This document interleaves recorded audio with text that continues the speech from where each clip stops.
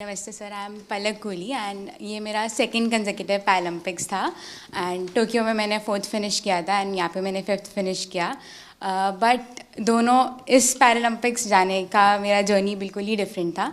मेरे को after Tokyo Paralympics 2022 में सर बोन ट्यूमर हो गया था और स्टेज 1 कैंसर हो गया था एंड नियर टू 1.5 ईयर मैंने कोई भी कम्पीट नहीं किया, कोई टूर्नामेंट कुछ भी नहीं किया एंड लास्ट ईयर मैंने 2023 में कम बैक किया एंड मैं काफ़ी हैप्पी हूँ और काफ़ी प्राउड हूँ कि मेरे सपोर्टिंग स्टाफ, मेरे कोचेस, गौरव सर के सपोर्ट और गाइडेंस के कारण मैं क्वालिफाई कर पाई पेरिस के लिए एंड मेरे बहुत सारे मेजर टूर्नामेंट्स आफ्टर टोक्यो छूट गए थे।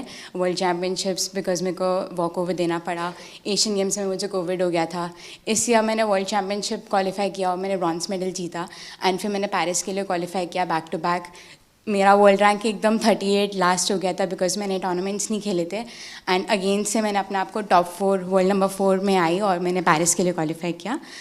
थोड़ा डिसअपॉइंटिंग है कि मैं मेडल नहीं जीत पाई बट आपकी ब्लेसिंग्स और सबके साथ I think I am looking forward for LA 28 and definitely sir I like to have a picture on the podium with you sir. Thank you sir. जय हिंद सर, मैं एक सोल्जर हूँ और मेरी वाइफ है सिमरन शर्मा और एक मेरे पास प्रीति है। मैं एथलेटिक का एक कोच हूँ, पैरा एथलेटिक का।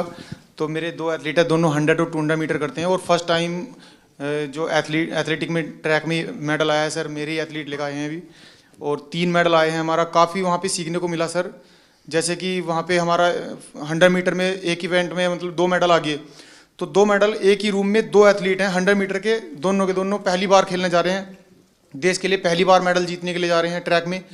तो जब 2 मेडल एक रूम में रखे हों और दूसरे खिलाड़ी का भी इवेंट भी नहीं हुआ हो, तो उस प्रेशर को मैं as a coach, as a husband मैं कैसा फील कर रहा हूँ, मैं उसको समझ रहा हूँ। दूसरे एथलीट जो है उसका गेम भी नहीं हुआ और उसमें 2 मेडल रखे हैं, हाई प्रेशर है वो कि भाई मेरा तो मेडल भी नहीं आया, उसके 2 मेडल आ चुके हैं। तो उसको उससे बाहर निकालने के लिए बार बार उसको मुझे एंगेज करना पड़ रहा था, बहुत बिजी रखना पड़ रहा था पूरे दिन। तो वहाँ से बहुत कुछ सीखने को मिला। हम 100 मीटर में हार गए सर। अच्छा, वहाँ तो तुमने दिन निकाल दिए, अब घर में क्या होगा तेरा? है सिमरन?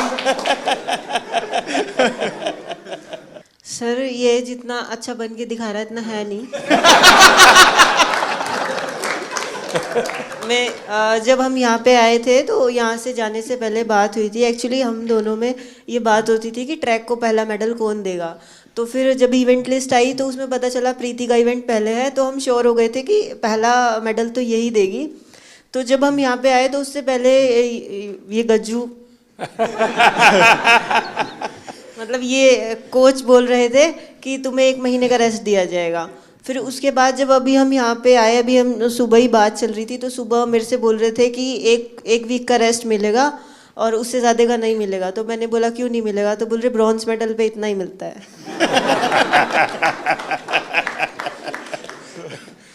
अब तुझे खाना नहीं मिलेगा।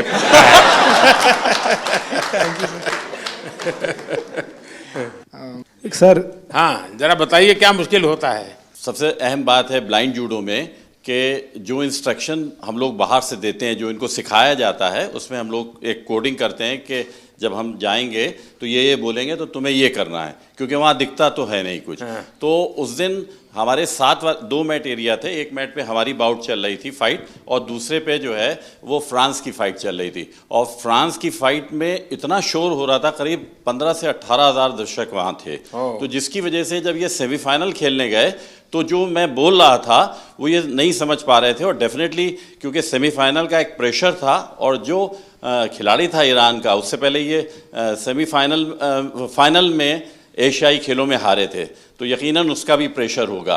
तो इस वजह से ये उस दिन हमें भारत के लिए गोल्ड मेडल नहीं ला पाया। तो सामने का जो कोच होगा वो भी अपने प्लेयर को इसी प्रकार से सूचना करता होगा? जी, वो भी। अब ये डिपेंड करता है कोच टू कोच कि वो, जैसे हमारा इनका टाइप, जो भी हमारे कोचेज और जो खिलाड़ी उनके साथ ये है कि हम लोग ये देखते हैं कि कौन किस तरीके से सिखाता है, तो हम डिफरेंट उसकी जो है सोच में मतलब कोच को भी औरों से अपने आप को अलग सीक्रेट रखना पड़ता है। बिल्कुल। अच्छा। क्योंकि वही चीज़ हम कहेंगे वो कहेगा तो फिर नहीं समझ पाएगा। अच्छा, आपको अगर इसको कहना है कपिल को जी कि कपिल बाएं ओर से ठोको, तो क्या बोलेंगे? हमारा क्या हमारा कहना ये होता है सर। फिर ऐसा ही होता है ना। सर हम बोलते कि हम मार दे, तो मैं सर अटैक तो करता हूँ, कभी खाली चला जाता तो वापस खड़ा हो लेकिन जाता। टेक्निक का नाम बताते हैं, जो पोजीशन आगे पीछे पाँव की दिखती है तो वो टेक्निक का नाम जो इनको सिखाया होता है वो बताते हैं, तो फिर ये वो अप्लाई करते हैं, क्योंकि कहाँ पर ऑफ बैलेंसिंग हो रही है, आगे हो रही है या पीछे हो रही है, तो वो टेक्निक बताते हैं। तो आप सामने वाले की पोजीशन भी बताते होंगे। जी जी जी बिल्कुल, उसके जो मूवमेंट होते हैं, जैसे उसने आगे किया, वेट उसका आगे जा रहा है तो हम आगे वाली टेक्निक उसको मार सकते हैं। ऐसे ही अगर उसने पीछे वेट किया या पीछे मूव कर रहा है तो पीछे वाली टेक्निक बताते हैं, और जिससे कि हम उसके पॉइंट लेते हैं। आप जब वहाँ बैठे होते हैं तो आपके भी हाथ पैर हिलते होंगे बहुत ज्यादा। अब बस नहीं चलता कि हम लोग भी मैट पे चले जाएं तो कोच।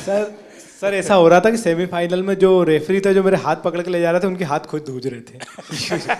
क्योंकि बड़े मैच में उनको भी डिसीजन गलत दे दिया, जैसे तो थर्ड एम्पायर रहता है पूरा, उसके बाद ही बताया जाता है, पर मेरा डिसीजन बहुत जल्दी दे दिया था रोल करके। वो मेरी भी गलती रही कुछ, सेमीफाइनल में मैं दब गया, पर नेक्स्ट टाइम मैं सर आपसे वादा करता हूँ 2028 में। बहुत अच्छा कर रहे हो, बहुत अच्छा कर रहे हो, बहुत बधाई हो। Thank you sir, thank you so much.